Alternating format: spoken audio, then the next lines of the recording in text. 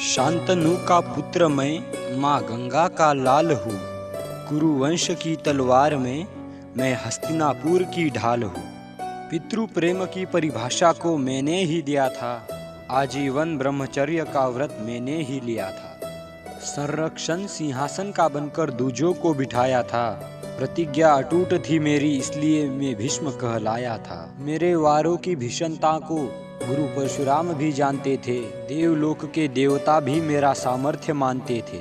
मेरे रणकौशल से कोई था अनजान नहीं। उस काल का कोई भी योद्धा था मेरे समान नहीं।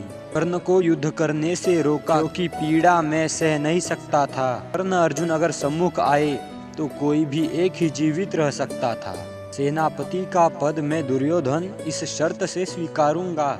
10,000 नित वध करूंगा मैं, पर पांडवों को मार न पाऊंगा। कुरुक्षेत्र की भूमि पर किया मेरे बाणों ने गर्जन था। ने ही वीरों का मान मैंने किया, वहां पर मर्दन था। वर्षा की बूंदों से मेरे तीर दिखाई पड़ते थे।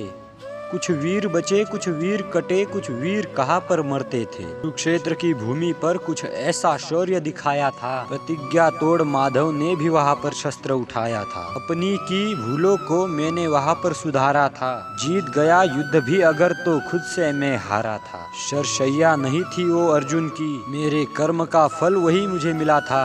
नारी का अपमान सहकर भी मैं किंचित नहीं हिला था।